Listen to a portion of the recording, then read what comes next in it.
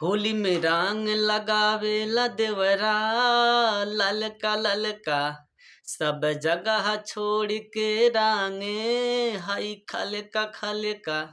लहंगा उठा के कोरा बिठा के काहे भौजी डारी हई ललका ललका।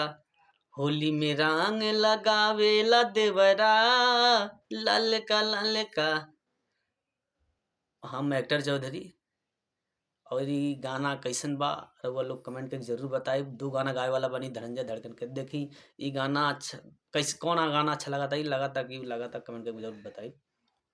हाय बलमा हाय बलमा रंग लगावे बाली रे उमरिया में।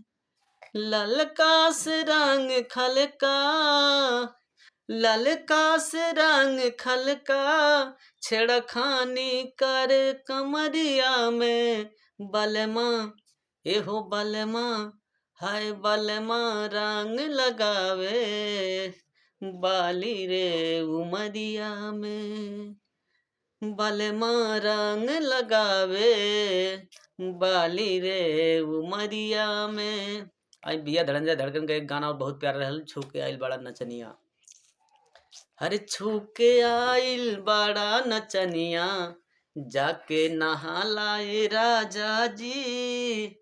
छू के आइल बड़ा नचनिया जाके नहा लाए राजा जी।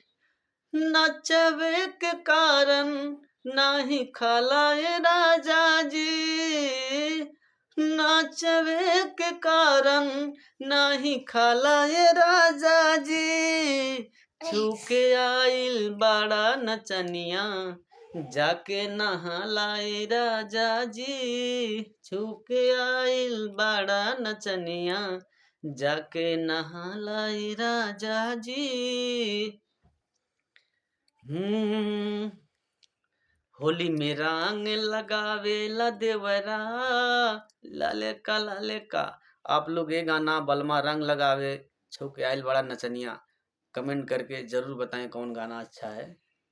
और मैं एक्टर चौधरी आशा ना पूरा विश्वास करता हूँ कि आप लोग वीडियो जरूर देखेंगे, सपोर्ट करेंगे। लाइक सब्सक्राइब जरूर करना ना भूलें।